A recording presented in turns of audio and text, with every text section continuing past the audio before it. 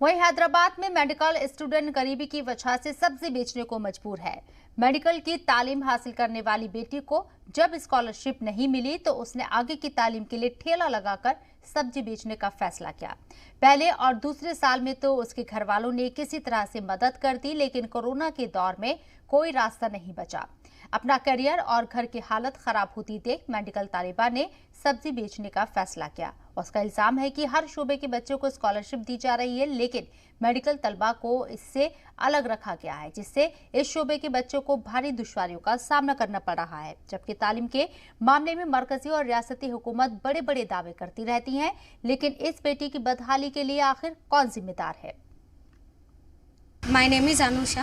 I have completed MBBS third year. Now I am selling vegetables on roadside. I have completed 3 years because there is a scholarship, but government did not sanction me any scholarship, so I am not continuing my study. I have tried many times.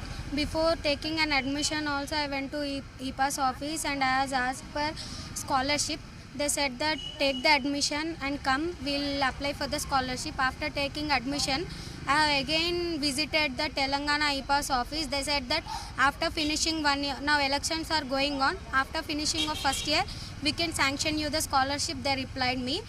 I went to first year study of MBBS by selling mother's gold and something else. And after that, after coming from Kyrgyzstan, completed my first year.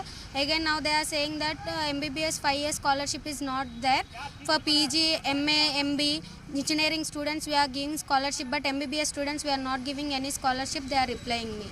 I have went for many MLA, educational minister and everyone I met, but no response for everyone.